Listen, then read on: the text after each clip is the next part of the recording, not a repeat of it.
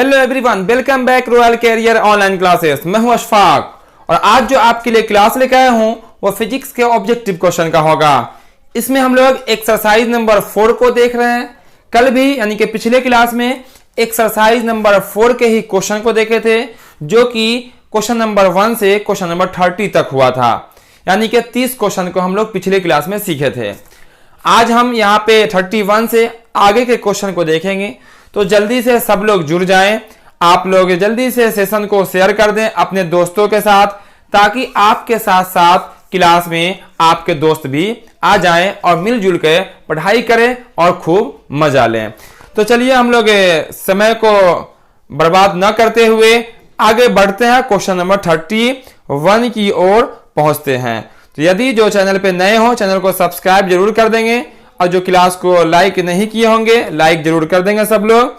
तो आ गया आपका क्वेश्चन नंबर 31 जो कि आपका क्लास वर्क था, जिसको होमवर्क में भी दिए थे। तो बहुत सारे स्टूडेंट ने इसका आंसर भेजा है कमेंट में।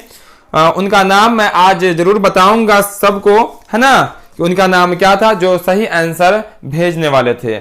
तो चलिए अब हम आपको आंसर बताते हैं 31 का। तो 31 जो दिख रहा है क्वेश्चन, वो कहता है इस तरह से, विद्युत फ्यूज विद्युत धारा के किस प्रभाव पर कार्य करता है। इसका 4 ऑप्शन दिया गया है: उष्मीय प्रभाव, चुंबकीय प्रभाव, रासायनिक प्रभाव या इनमें से कोई नहीं। तो इसका जो राइट आंसर होगा वो हो जाएगा आपका option number A. Option number A इसका राइट आंसर हो जाएगा, जिसका answer MD Nazis, Irfan, Muazzam, है ना, रवि कुमार, बहुत सारे स्टूडेंटों ने सही कमेंट में बताया है ना, एमडी अफान।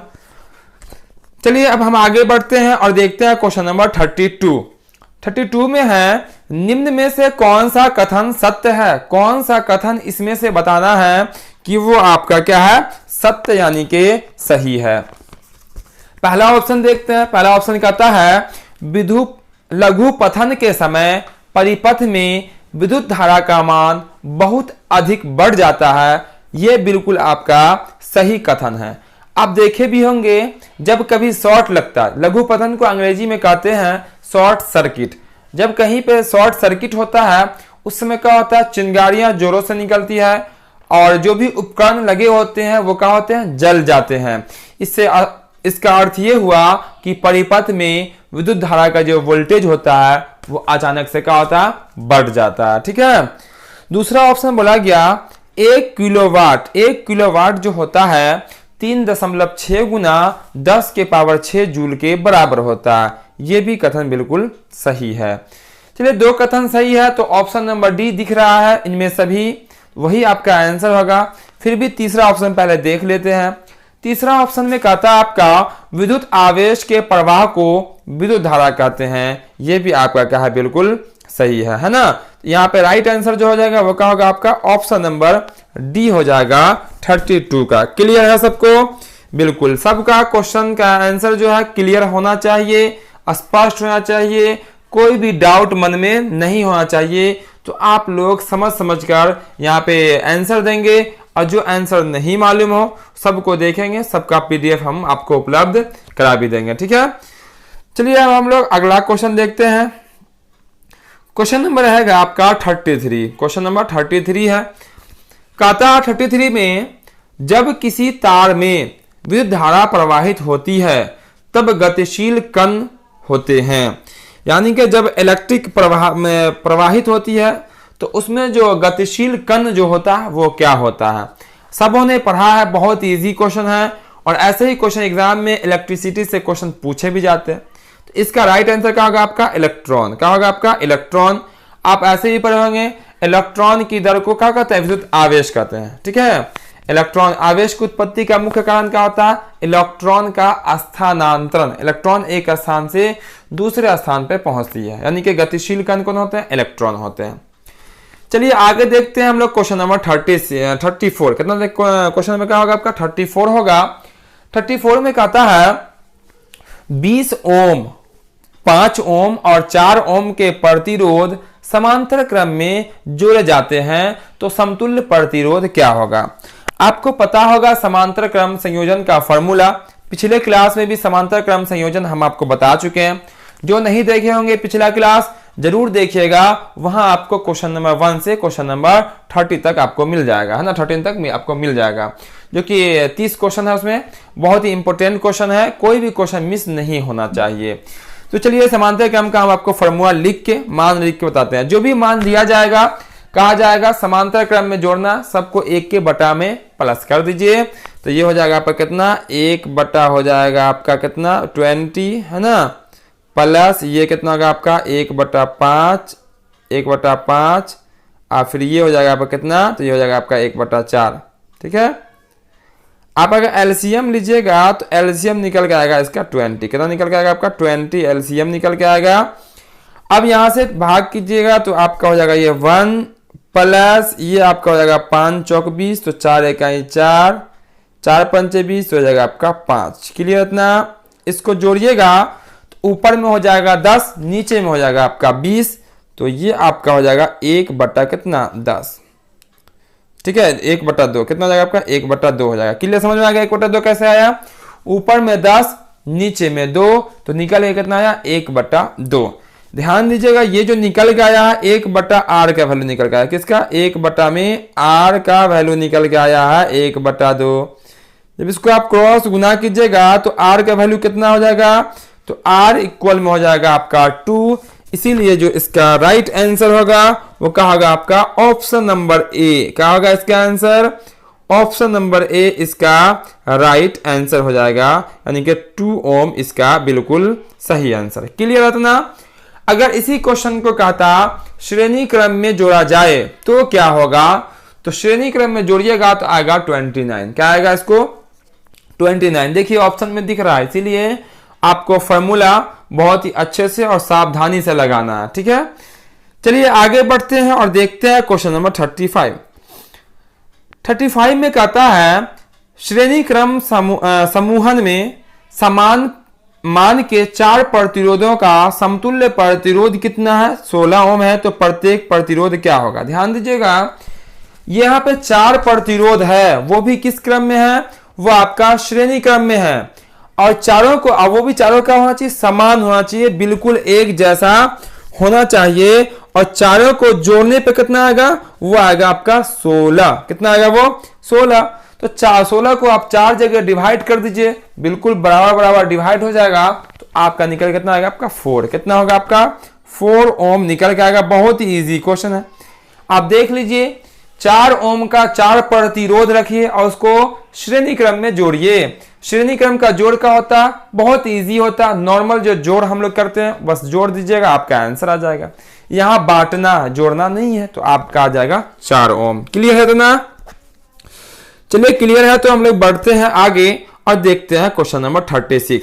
यहाँ पे आपके एग्जाम की पूरी तैयारी कराई जाएगी और कराई जा रही है, जिसका टाइम है शाम के 6:30 बजे से। प्रत्येक दिन आपको क्लास मिल जाएगा, तो जो चैनल पे नए होंगे चैनल को सब्सक्राइब जरूर कर लेंगे, साथ ही साथ बेल आइकन जरूर ऑन कर लेंगे, ताकि आपको हर क्लास का नोटिफिकेशन मिलता रहे। और जो अभी आए होंगे क्लास में, क्लास को लाइक करके आखिर तक हमारे साथ बने रहेंगे, क्योंकि हर एक क्वेश्चन काफी महत्वपूर्ण और काफी इंपॉर्टेंट है। जो पीछे छूट गया क्लास के एंड होते ही उसको देख लीजिएगा, और जो पिछला क्लास जिसका छूटा हुआ होगा वो जरूर देखिएगा। क्वेश्चन नंबर देखते हैं 36 में। तो 36 में कहता है निम्न में कौन सा कथन सत्य है। यहां भी फिर बोला गया कौन सा कथन सत्य है, यानी कि सही है, यही हमें बताना है। तो इसके लिए ऑप्शन आपको दिख रहा होगा। पहला ऑप्शन कहता है विद्युत धारा उत्पन्न करने की युक्ति को जनित्र कहते हैं, यानी कि जनरेटर कहते हैं। जनरेटर आप लोग नाम सुने होंगे, जनरेटर को ही हिंदी में जनित्र कहा जाता है। तो विद्युत धारा जो उत्पन्न करने की जो युक्ति यानी कि मशीन जो होता है उसको जनरेटर कहते हैं। बिल्कुल बात सही है ये। दूसरा बोला गया विभवांतर मापने वाले यंत्र को वोल्टमीटर कहते हैं, ये भी सही है। देखिए दो जैसे ही मान सही हो जाएगा, तीसरा को आप ध्यान से नहीं भी पढ़िएगा, अगर ऑप्शन में दिख रहा है इनमें सभी, तो आंसर हो जाएगा आपका इनमें सभी हो जाएगा। तीसरा में बोला गया 1 जूल का मान 2.24 कैलोरी होता, यही बात भी बिल्कुल सही है। हम जाएंगे ऑप्शन नंबर डी के साथ, यानी कि तीनों कथन यहाँ पे सही है। चलिए हम लोग बढ़ते हैं आगे और देखते हैं क्वेश्चन नंबर 37। 37 में कहता है विद्युत बल्ब के भीतर निष्क्रिय गैस भरी जाती है। ध्यान रखिएगा, विद्युत बल्ब के अंदर जो है कौन सी गैस होती है? निष्क्रिय गैस भरी जाती है। कभी कभी उल्टा पूछता कहेगा बल्ब के अंदर कौन सी गैस भरी जाती है या बल्ब के अंदर कौन सी गैस होती है। तो यहाँ पे क्यों भरी जाती है उसका हमें बताना है सही जवाब। पहला ऑप्शन बोला गया है रोशनी तेजी करने के लिए, रोशनी तेज करने के लिए कि रोशनी खूब अधिक तेजी से फैले। दूसरा बोला गया टंगस्टन के वाष्पन को रोकने के लिए। पता चल गया होगा आपको आंसर, चूंकि बहुत है इजी क्वेश्चन और विद्युत बल्ब हम सब लोग हमेशा देखते हैं, प्रत्येक दिन बल्ब को देखते हैं। तीसरा बोला गया बल्ब की सुरक्षा के लिए। क्या बोला गया? बल्ब की सुरक्षा के लिए। और डी में बोला गया इनमें से कोई नहीं। तो उसके अंदर जो निष्क्रिय गैस भर जाती है वो टंगस्टन के वाष्पन को रोकने के लिए, है ना, अंदर की हवा को निकाल कर। और बल्ब के अंदर कौन सी गैस भर दी जाती है?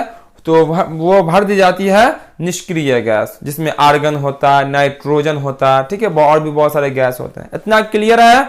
चलिए तो आप लोग बता दीजिएगा हाँ सर क्लियर है, तो हम लोग आगे बढ़ते हैं। और यहाँ पे हम लोग बहुत सारे क्वेश्चन को देखने वाले हैं और यहाँ से आपका एक्सरसाइज नंबर 4 जो है विद्युत धारा, है ना, वो आपका समाप्त हो जाएगा ऑब्जेक्टिव क्वेश्चन का। फिर हम लोग दूसरे सब्जेक्ट को देखेंगे, फिर आपको साइंस, सोशल साइंस, मैथ सबका तो चल ही रहा है ऑब्जेक्टिव का सीरीज।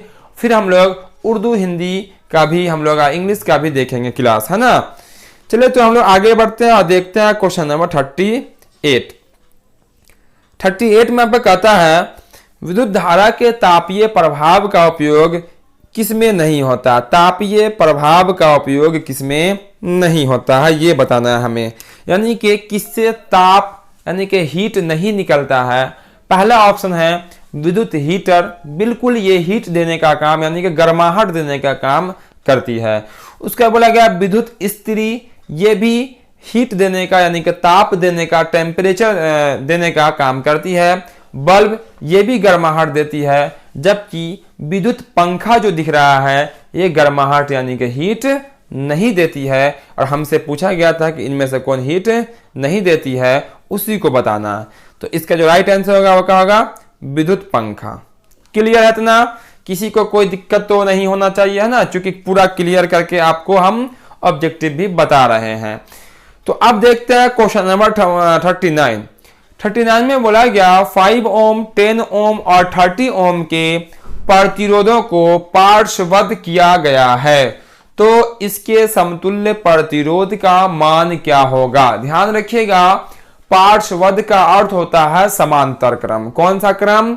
समांतर क्रम। और जस्ट आपको हम समांतर क्रम का निकाल के दिखलाया है जिसका आंसर 2 ओम आया था। चलिए यहां पर भी हम आपको क्लियर करा ही देते हैं ताकि आपके अंदर कोई डाउट ना बचे। इसका फॉर्मूला जो होता है वो क्या होता है? 1/r, क्या होता है? 1/r, है ना, इक्वल में क्या होगा? 1/r1 plus 1/r2। चलिए हम डायरेक्ट मान को रख लेते हैं, तो आपका 1/5 हो जाएगा, प्लस क्या होगा आपका 1/10 हो जाएगा। अब प्लस में आपको हो जाएगा यहाँ पे कितना? 1/30 हो जाएगा। आप लीजिएगा एलसीएम, तो ये आपका 10 लिखा हुआ है, ठीक है। 5, 10, 30 का एलसीएम लीजिएगा तो आपका एलसीएम होगा 30। कितना हो जाएगा आपका? 30 एलसीएम हो जाएगा। 5 6 30, 6 हो जाएगा ये। 10 तिहाई 30 प्लस में 3 हो जाएगा ये। उसके बाद 30 इकाई 30 यानी कि हो जाएगा आपका 1। जोड़िएगा तो आपका हो जाएगा 10। कितना हो जाएगा ये? तो ये आपका हो जाएगा ऊपर में 10, नीचे में हो जाएगा आपका कितना? 30। देख लीजिए यहाँ पे 10 बटा में हो जाएगा आपका 30 और ये कट जाएगा कितनी बार में? 1/3। यानी कि जो आपका निकल के आया 1/r का वैल्यू 1/3 आया। ध्यान रखिएगा 1/r का वैल्यू 1/3 आया है। और उसको जब हम लोग इस तरह से क्रॉस कर देंगे, ठीक है, जब हम लोग इसको कर देंगे क्रॉस, जैसे 1/r का वैल्यू कितना आया है? तो 1/3 आया। और जब इसको कर देंगे कोना कानी गुना, कैचिया गुना, तो r बराबर कितना आ जाएगा आपका? 3 आ जाएगा। यही तो इसका आंसर है जो कि दिख रहा होगा आपको ऑप्शन नंबर किसमें? ए में दिख रहा है। यही इसका राइट आंसर हो जाएगा। क्लियर है इतना? किसी को अब कोई दिक्कत नहीं होना चाहिए समांतर क्रम और श्रेणी क्रम में। बहुत इजी है। समांतर क्रम का एक और नाम क्या होता है? पार्श्ववर्ध क्रम संयोजन। चलिए देखते हैं हम लोग अगला क्वेश्चन, वो रहेगा आपका क्वेश्चन नंबर 40। देखिए इस सीरीज में हम लोग बहुत सारे ऐसे क्वेश्चन देखे हैं जो हमसे पूछा गया है लगातार, इनमें से कौन सत्य कथन है। ठीक है, सत्य कथन आपको 100% याद होना चाहिए। चलिए 40 नंबर देखते हैं क्वेश्चन। 40 में बोला गया बल्ब में लगे सत्य कथन को ढूंढना है। पहला ऑप्शन बोला गया बल्ब में लगे टंगस्टन का गलनांक जो है 3380 डिग्री सेल्सियस होता है। ठीक है, वैसे देखिए हम आपको बताते हैं बल्ब का जो गलनांक होता है वो अप्रोक्स आप बुक में देखिएगा तो 3000 डिग्री सेल्सियस। कितना? 3000 डिग्री सेल्सियस। ये आपका 3380 यहाँ पे दिख रहा है, तो समथिंग अप्रोक्स मान लिया जाएगा, क्योंकि उसी के आसपास में ये भी कथन का आपका बिल्कुल सही है, इसलिए इसको सही मान लेते हैं। क्योंकि आपका ऑप्शन नंबर बी और ऑप्शन नंबर सी आपका बिल्कुल सही है। ऑप्शन नंबर बी और ऑप्शन नंबर सी का आपका बिल्कुल सही है। यहाँ पे दिख नहीं रहा है कि बी और सी से केवल सही है, इन्हें बोला गया सभी, तो ऑप्शन आंसर क्या हो जाएगा आपका बिल्कुल सही, यानी कि सब सही हो जाएगा। दूसरा जो आपका ऑप्शन है वो है आपका एक आवेश में इलेक्ट्रॉन की संख्या 6.25 गुना 10 के पावर 18 होती है, ये बिल्कुल बात सही है। और सी में बोला गया लंबाई बढ़ने से तार का प्रतिरोध बढ़ता है, ये बात भी बिल्कुल सही है। ठीक है, तो थोड़ा सा आप कंफ्यूज कीजिए, तो यहाँ पे वो 3000 डिग्री सेल्सियस बुक में दिया हुआ अप्रोक्स है, मान लेना पड़ेगा। कथन का होगा आपका चारों सही हो जाएगा। तो अब हम लोग अगला क्वेश्चन देखते हैं, क्वेश्चन नंबर 41। यहाँ पे हम लोग जो क्वेश्चन देखेंगे वो आपका रहेगा 56 क्वेश्चन, जिसमें हम आपको एक क्वेश्चन देंगे जिसको आप कमेंट में आप हमें जरूर बताएंगे। उम्मीद है सब स्टूडेंट इसका सही सही आंसर हमें जरूर बता देंगे, क्योंकि ये सब जो चैप्टर है वो बिल्कुल इजी चैप्टर है और बहुत ही आसान है। क्योंकि बिजली जो है, करंट सब लोग जानते हैं, सब लोग इससे वाकिफ हैं करंट से, है ना। चलिए 41 नंबर क्वेश्चन में है किस उपकरण में धन प्लस और ऋण आयन का चिन्ह नहीं होता है।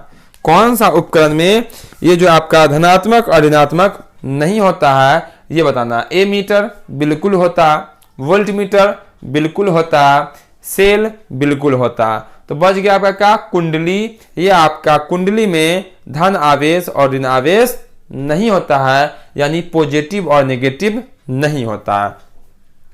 चलिए आगे बढ़ते हैं और देखते हैं क्वेश्चन नंबर 42 में कहता वाट घंटा मात्रक है, यानी कि वाट घंटा जो है किसका मात्रक है, ये हमें बताना है। ऑप्शन आपको दिख रहा है, आवेश है ना, विद्युत धारा, शक्ति या ऊर्जा का। तो ऊर्जा का जो एसआई मात्रक होता है वो क्या होता है आपका वाट घंटा। क्या होता है आपका वाट घंटा, इसका राइट आंसर हो जाएगा। चलिए अब हम लोग आगे बढ़ते हैं तेजी से, है ना, और देख लेते हैं क्वेश्चन नंबर 43।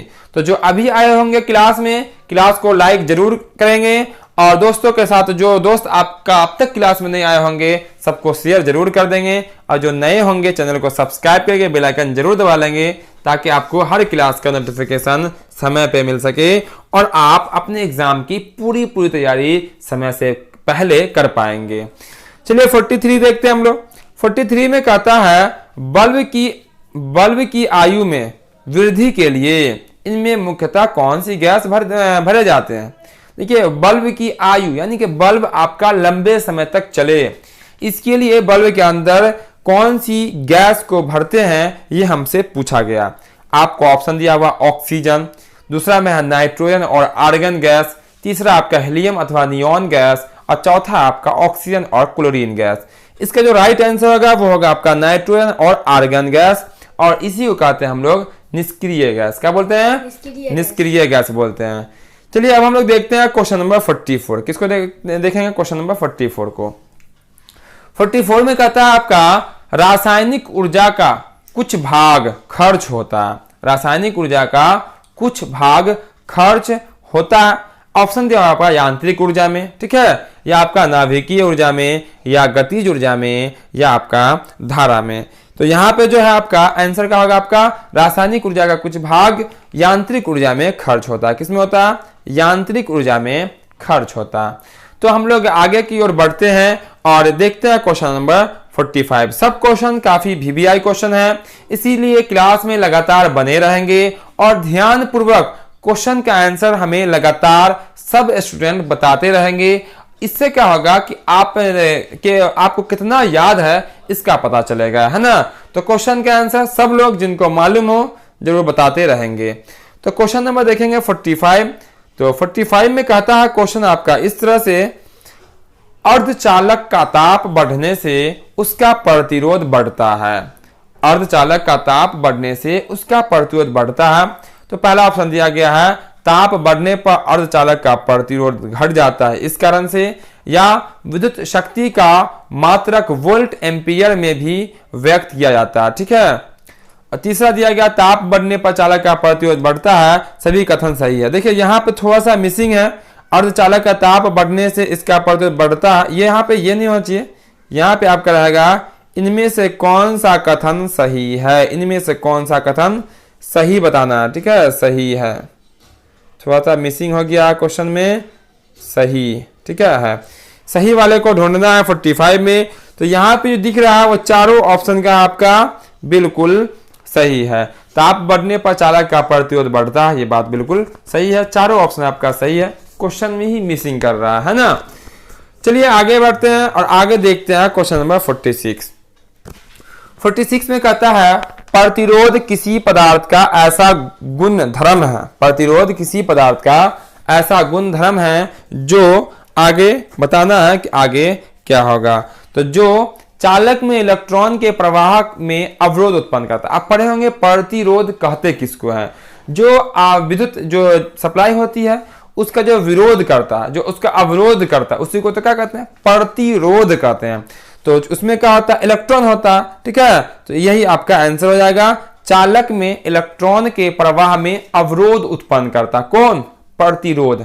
दूसरा ऑप्शन देखिएगा तो कहा गया इलेक्ट्रॉन के प्रवाह में कोई रुकावट नहीं डालता, बिल्कुल गलत है ये। इलेक्ट्रॉन का प्रवाह यथावत रहता है, इलेक्ट्रॉन के प्रवाह में योगदान करता है, बिल्कुल योगदान नहीं करता, प्रतिरोध उसका विरोध करता है। तो अब हम लोग देखेंगे क्वेश्चन नंबर 47। ठीक है, ये आपका 47 है। ठीक है, चलिए तो देख लेते हैं हम लोग 47, ये आपका 47 है ना। चलिए कर देते हैं इसको 47। अब बोला गया यहाँ पे एक बल्ब से एक मिनट में 120 कूलम आवेश प्रवाहित होता है, तो विद्युत धारा का मान क्या होगा। बहुत ही इजी क्वेश्चन है, बहुत ही सिंपल क्वेश्चन है, जल्दी से सब लोग इसका आंसर बताते रहेंगे। तो इसका आंसर क्या होगा आपका, तो इसका देखिए फॉर्मूला ही होता है, यहाँ पे दिया हुआ एक मिनट में कितना सेकंड होती है, 60 सेकंड। कितना सेकंड एक मिनट में, 60 सेकंड। आवेश कितना है आपका, 120 कूलम है। तो आपको निकालना है विद्युत धारा, I बराबर क्या होता है, Q/T, ये तो फॉर्मूला होता है इसका। I बराबर, I को क्या बोलते हैं, विद्युत धारा Q/T। तो Q का वैल्यू कितना है, देखिए तो Q का वैल्यू 120 दिख रहा है आपको, 120, और T का वैल्यू कितना बोला गया, 1 मिनट। कितना मिनट है, 1 मिनट मतलब 60 सेकंड। कितना सेकंड, 60 सेकंड। काट दीजिए, 2 बार में कट जाएगा, यानी कि अब क्या होगा 2 एम्पियर आंसर। ऑप्शन नंबर जो आपको बी दिख रहा है 2 एम्पियर इसका आंसर हो जाएगा। क्लियर इतना, चलिए इतना क्लियर है। तो देखेंगे आप क्वेश्चन नंबर 48। ज्यादा क्वेश्चन बचा नहीं है ना, 55 ही क्वेश्चन है, इसीलिए आप लोग लगातार क्लास में रहेंगे, ज्यादा लंबा आपका क्लास होगा नहीं। और ये ऑब्जेक्टिव का क्लास है जो कि आपके एग्जाम में आप कितना नंबर लाते हैं उस पे खास डिपेंडेंट है ये ऑब्जेक्टिव आपका, है ना। क्योंकि ऑब्जेक्टिव आपसे बहुत सारा पूछा जाएगा, 50% आपसे ऑब्जेक्टिव एग्जामों में पूछा ही जाएगा।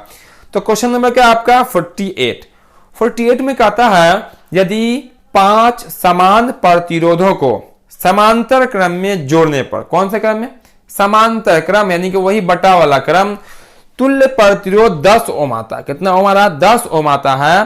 तो प्रत्येक प्रतिरोध का वैल्यू कितना होगा, बोला कि आप 5 प्रतिरोध है और पांचों को हम क्या करेंगे, पांचों आपका एक ही अंक है और उसको जोड़िएगा, यानी कि 1/R1, 1 फिर प्लस में 1/R2, और R1, R2, R3, R4 और R5 के वैल्यू एक जैसा होना चाहिए।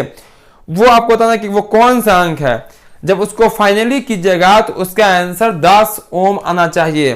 तो उसका जो फाइनली आंसर होगा वो होगा आपका 50 ओम। कितना होगा उसका फाइनली आंसर, वो होगा 50 ओम। करके आप देख सकते हैं 1/50 फिर 1/50 5 बार लिखिए, उसको आप सॉल्व कीजिए, आपका जो आंसर निकल के आएगा वो निकल के आएगा आपका 10 ओम। ठीक है, इतना क्लियर है? क्लियर है तो बढ़ते हैं आगे। अब देखते हैं क्वेश्चन नंबर 49। चलिए 49 आपको दिख रहा होगा। चलिए तो 49 में आपको दिख रहा है, बोला गया कौन सी युक्ति किसी चालक के सिरों के बीच विभवांतर को बनाए रखता है। कौन सा युक्ति यानी कि कौन सी मशीन आपको जो है किसी चालक के सिरों के बीच विभवांतर को बनाए रखता है, ये बताना है। पहला ऑप्शन बोला गया सेलो अथवा बैटरी का संयोजन, एमीटर, वोल्ट मीटर, इनमें से कोई नहीं। आपको एमीटर का वर्क मालूम ही होगा, वोल्ट मीटर का वर्क मालूम ही होगा, इनमें से कोई नहीं तो है नहीं। और ये इसका आंसर क्या होगा, सेलो तथा बैटरियों का संयोजन, है ना, सेलो तथा बैटरियों का संयोजन। आपको पता होगा सेल किसको कहते हैं, बैटरी किसको कहते हैं। आप लोग टॉर्च में देखे होंगे, वो आपका सेल कहलाता है। जब उसको हम लोग एक से अधिक सेल को एक साथ जब संयोजन कर देते हैं तो उसे हम लोग क्या कहते हैं, बैटरी कहते हैं। क्लियर इतना? चलिए क्लियर है तो हम लोग देख लेते हैं क्वेश्चन नंबर 50, जो कि आपको स्पष्ट दिखाई पड़ रहा है। क्वेश्चन नंबर 50 में है 1/5 ओम के 5 प्रतिरोधों के महत्तम प्रतिरोध का मान क्या होगा। यहां इसको निकालिएगा। 1/5 ओम के 5 प्रतिरोध है, कितने हैं, 5 है, यानी कि 1/5 प्लस 1/5 प्लस 1/5। इस तरह से आप आइएगा और उसको जब प्लस कीजिएगा तो उसका जो फाइनल आंसर आएगा वो कितना आएगा आपका 1 ओम हो जाएगा। कितना होगा करके देख लीजिए, 1/5 प्लस 1/5, 5 के एलसीएम 5 हो जाएगा और 1 5 टाइम्स आएगा, फिर 5/5 यानी कि आ जाएगा आपका 1 ओम, इसका फाइनल आंसर। ओम पता होगा आपको, ओम किसका ऐसा मात्रक होता है, प्रतिरोध का होता है। जब भी प्रतिरोध पूछा जाएगा उसका आंसर ओम में निकलेगा। क्लियर है? तो हम लोग देखते हैं क्वेश्चन नंबर 51। किसको देखेंगे, 51 को देखेंगे। 51 में बोला गया 1/5 ओम के 5 प्रतिरोधों के न्यूनतम प्रतिरोध का मान। न्यूनतम बोला गया, वहां महत्तम था, यहाँ का बोला गया न्यूनतम प्रतिरोध का मान क्या होगा वो हमें बताना है। ध्यान दीजिएगा, जब न्यूनतम कहा जाए तो इसका जो आंसर हो जाएगा वो क्या हो जाएगा 1/25 ओम। कितना होगा आपका 1/25, कितना हो जाएगा आपका 1/25, इसका राइट आंसर हो जाएगा। क्लियर इतना? चलिए इतना क्लियर है तो बढ़ते हैं हम आगे और देख लेते हैं क्वेश्चन नंबर 32 में। 32 में कहता है यदि एक प्रतिरोधक के प्रवाहित धारा यानी कि जिसको हम लोग आई में 100% यह मानते हुए कि ताप अचर है, बिल्कुल मानना ही पड़ेगा कि ताप को अचर रखा जाता है, की वृद्धि कर दी जाए तो शक्ति में वृद्धि कितनी होगी। यह हमें बताना है कि जब ताप में वृद्धि कर देंगे, जब ताप में यह मानते हैं क्या तो वृद्धि कर दिया जाता है, किसने, प्रवाहित धारा आई में वृद्धि की जाती है तो इसमें कितनी वृद्धि होगी। तो ध्यान रखिएगा यह हमेशा 3 गुना वृद्धि होगा। कितना होगा 3 गुना वृद्धि होगा, यानी कि हो जाएगा आपका 300%। कितना होगा आपका 300%, इसका राइट आंसर हो जाएगा। तो चलिए हम लोग देख लेते हैं अगला क्वेश्चन और हो जाएगा आपका समाप्त यहीं पे। तो क्वेश्चन में आपको दिख रहा होगा 53 देख लेते हैं, फिर अलग से 54 देख लेंगे और 55 आपका लास्ट कर जाएगा। 54 में है बोला गया प्रतिरोधकता नहीं बदलता है। प्रतिरोधकता नहीं बदलता है किसमें ये बताना है। तो ये जो है प्रतिरोधक का आकार बदलने में, ठीक है, प्रतिरोधक का आकार बदलने से, ठीक है, प्रतिरोधक का आकार अगर बदलिएगा तब प्रतिरोधकता के मान में कोई चेंजिंग नहीं आएगा, यानी कि वो नहीं बदलेगा। चलिए अब हम लोग देख लेते हैं क्वेश्चन नंबर 34 कहता क्या है, उसको पहले पढ़ लेते हैं। कहा गया दिए गए परिपथ के शक्ति को क्रम में व्यवस्थित करने पर यदि बिंदु A से सभी परिपथ में समान धारा प्रवाहित होती है तो प्रत्येक प्रतिरोधक का प्रतिरोध यानी कि R क्या होगा। यहाँ पे दिया गया किस क्रम में होगा ये हमें बताना है, ठीक है।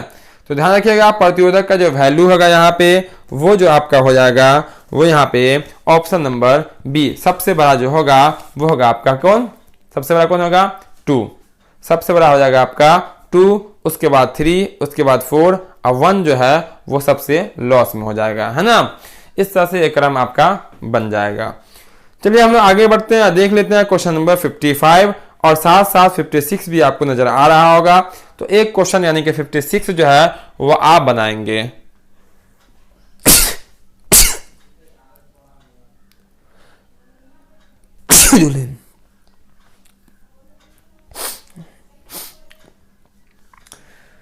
तो यहाँ पे क्वेश्चन नंबर 15